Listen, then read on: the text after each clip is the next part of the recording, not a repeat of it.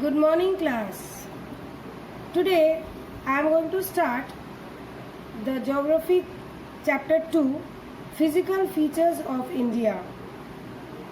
As you all know that the topic we are going to complete in this chapter are Introduction and Plate Tectonic Theory, different movements of the plates, oldest landforms and major physical division.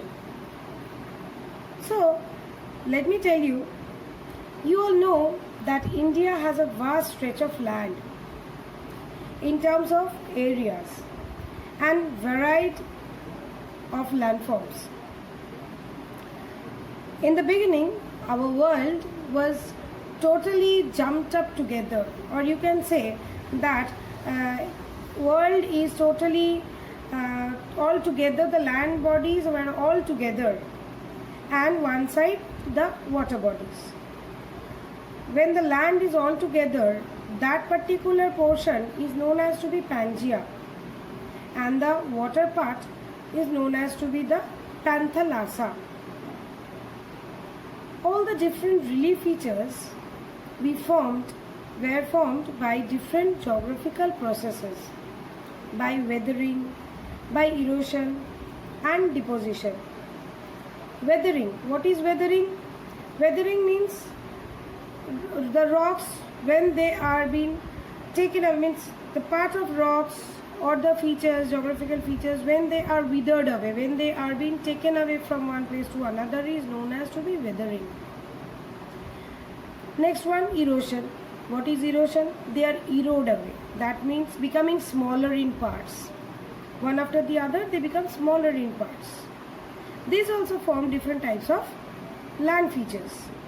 And the deposition, when this withered and the erosive part is being taken and deposited somewhere to form any new other features, is known as to be the deposition. The scientists have attempted to explain these formulas or these formations of the physical features with the help of some theories. And one of the particular theories that helps us to understand how the land masses or the earth is formed is known as to be the plate tectonic theory. Plate tectonic theory, we all know that it is all about the different plates. That means the crust of the earth, and there are many different kinds of small and big plates. Our landmass is formed of 7 major plates and some minor plates. The movement of these plates result in the building of the stress within the plates and the continental rocks above, leading to folding, faulting and volcanic activities. That means what?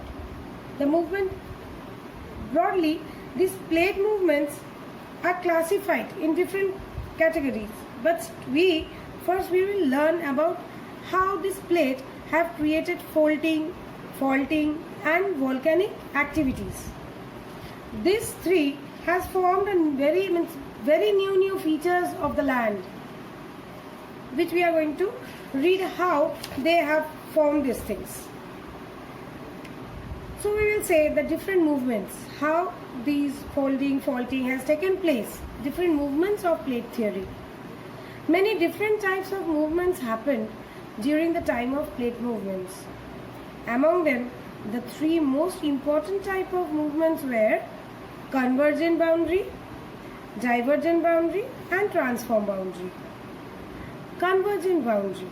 Here, plates move towards each other. That means they come to each other. And in doing this kind of things, fold mountains are usually formed. Next one, the divergent boundary. The word divergent means going away from each other. The plates that move away from each other. In these conditions, they have formed faulting type of mountain, block mountains, horse mountains, all these type of mountains. And the transform boundary. Here plates move horizontally past each other. Over here, this causes the volcanic activities, the earthquakes. All these processes took millions of years to build all types of physical features. During making all these physical features, we have found out the most important land part, that is the most oldest form of land, we can say. It is the most oldest form of land, which is known as to be Gondwana. The oldest landmass was a part of Gondwana land. Now, what is the Gondwana land? The Gondwana land includes India, Australia, South Africa, South America and Antarctica as one of the landmass. Now, as per the drawing, if you can see the arrows moving from some arrows are moving from up to down and some are moving from down to up. We can understand by this that they have been separated at a part of due to the plate tectonic movements. All these land parts have got separated from each other into 7 big plates and they now settle. Now this picture also shows you that this kind of formations in the Pangaea formations, as we play nowadays jigsaw puzzle, they have been settled like that. If we do separate them, we will get the same thing again if we join them. So we consider all these things in a single landmass. The convectional currents split the crust into a number of pieces, thus leading to the drifting of the Indian-Australian plate after being separated from the Gondwana land. That means now slowly each and every plate is being separated, and it is due to the drifting of the currents as well as the plate tectonic theory. The northward drift resulted in the collisions of the plate with the much larger Eurasian plate. Due to this collision, the sedimentary rocks which were accumulated in the geosyncline known as to be the Tethys. It was a sea. In the geosyncline means in the valley type area, right, which is been accumulated over there in the Tethys, which was a sea. Now it has been folded to a mountain system of Western Asia, and that is known as Himalayas. Now understand that one collisions or one fold of mountains, what happens, that the features from a sea, it has become to a totally the largest landforms of the world, you can say, that is Himalaya, the mountain. It has formed into a mountain. The land of India displays great physical variations. Geologically, the peninsular plateau constitutes one of the ancient landmasses on the Earth's surface. It was supposed to be one of the most stable land blocks. The Himalayas and the northern plains are the most recent landforms. From the viewpoint of geology, Himalayan mountains form an unstable zone. Why it is an unstable zone? Because we know it is a young full mountain and keeps on evolving every time.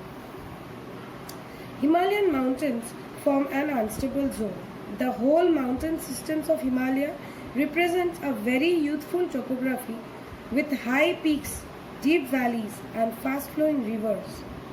The northern plains are also formed of alluvial deposits. The peninsular plateau is composed of igneous and metamorphic rocks with gently rising hills and wide valleys. Now let us come to the major physiographic divisions. Physical divisions of India.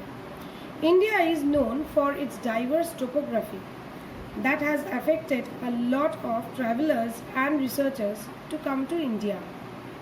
The wide range of physical features makes the country a total geographical study. India in those places which has every possible landscape that the world has. This is the reason why India is known as to be a subcontinent. One can find cold mountains to arid desert, vast plains, hot and humid plateaus, wide sea shores and tropical islands. The physical features of India covers every terrain. This is why we can say that it has a diversity in it. We can say that it has a diversity in it, and in that diversity we can frame India but unite India due to many reasons. Now, in broad basis, we can divide India in the form of northern mountains, northern plains, peninsular plateau, the great Indian desert, and the coastal region and the islands. All these are the part of India which we are going to study in the next chapter or in the next part of this session. I'll continue this chapter in the next class, Thank you, students, and stay home, stay safe.